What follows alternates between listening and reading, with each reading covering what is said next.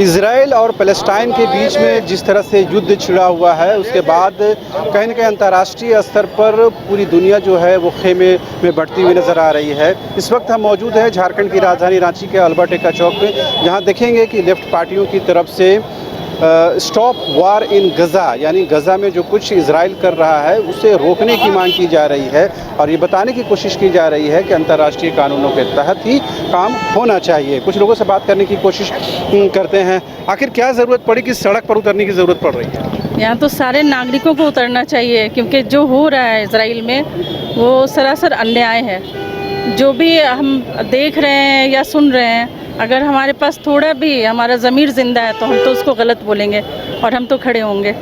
महल जी, मगर सरकार तो सीधे सीधे बोल रही है कि हम इजराइल के साथ जो कुछ हुआ है उसके साथ खड़े हैं। हम इंडिया के लोग फिलिस्तीन के साथ खड़े हैं। मोदी जी अपना व्यक्तिगत इंडिया गठबंधन के लोग इंडिया की ओर से हम फिलिस्तीन के साथ खड़े हैं।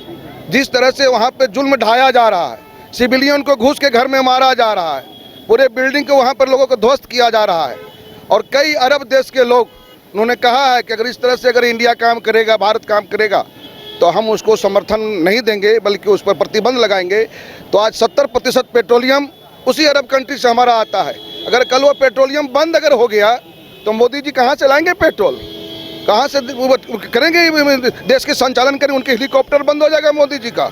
और हमेशा फिलिस्तीन के साथ पहले भी इंडिया रहा है, आज भी इंडिया उनके साथ है। और मोदी जी वोट की राजनीति के लिए, मुसलमानों के नाम पे राजनीति करने के लिए वह, और अभी उत्तर प्रदेश में एक जब जुलूस निकला फिलिस्तीन के समर्थन पे, तो उस पर कहर ढाने की कोशिश वहाँ की पुलिस की और एक एक करके चुनाव करके उस पर FIR करने की कोशिश किया जा रहा है और कहा जा रहा है कि फिलिस्तीन के समर्थन में जो आएगा उस पर हम कार्रवाई करेंगे। हमारी अभिव्यक्ति की आज़ादी पर जो है वह भी कुठारघात है।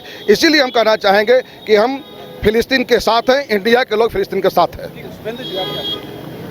कहना तो एक ही बात है, कुल मिला के राजनीतिकरण हो रहा है। एक बहुत ही दर्दनाक एक युद्ध का, जिस युद्ध के लिए मूलतः इजराइल और उनके जो साम्राज्यवादी आका है वो जिम्मेदार है, उस युद्ध को का एक राजनीतिक फ़ायदा उठाने के लिए मोदी सरकार बहुत ही घिनौना किस्म का काम चला रहे हैं। हम इसका विरोध करने के लिए यहाँ एकत्रित हुए हैं। हमारा मांग ये भी है कि यूएनओ भी जल्द से जल्द हस्तक्षेप करके युद्ध की परिस्थिति को समाप्त कराएं। और भी कुछ लोग हैं, उनसे बात करते हैं। अजय जी, क्या कहना चाहेंगे?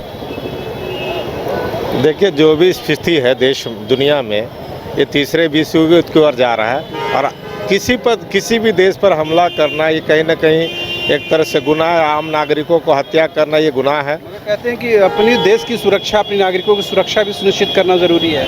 देखिए, अपने नागरिकों की सुरक्षा करना सुनिश्चित करना चाहिए ना, कि दूसरे देश पे आक्रमण करके आप उनकी हत्या करने का काम करेंगे। आप एक तरफ नैतिकता की बात करते हैं, एक तरफ कहते हैं हम आम इंसानियत की बात करते हैं। तो जब बात आती है इंसानियत की तो सभी की जान कीमती होती है। और आपने देखा गाजा पट्टी पर उन्होंने बिजली, पानी सभी चीज़ बंद कर दिया है, नागरिक सुविधाएं जो होना चाहिए वो बंद कर दिया है। तो ये सवाल उठता है कि देश हमारा किसके साथ रहेगा। हमारा एक स्पष्ट समझ है कि इस देश में आपने देखा है कि हमें दुश्मन और दोस्त भी तय करने का खुद की आज़ादी है। हम किसके साथ जाएंगे ये हमको सोचना है। हम किसके साथ दोस्ती करेंगे, किसके साथ खड़े होंगे ये देखेंगे। भारत की विविधता का है, तो हमें वैसे लोगों के साथ रहना चाहिए जो हमारे साथ सहयोगी रहा है, कई चीज़ रहा है। तो हमारे एक बनता दंडात्मक बनता है कि फिलिस्तीनी पर जिस तरह से कब्जा करने की कोशिश हो रही है, अमेरिका जिस तरह से सह दे रहा है, ये पूरी दुनिया को एक थर्ड बार की ओर धकेलना चाहता है। अमेरिका अपने चालों के कारण, अपना प्रभुत्व स्थापित करने के कारण इस पूरी दुनिया को उथल पुथल करना चाहता है।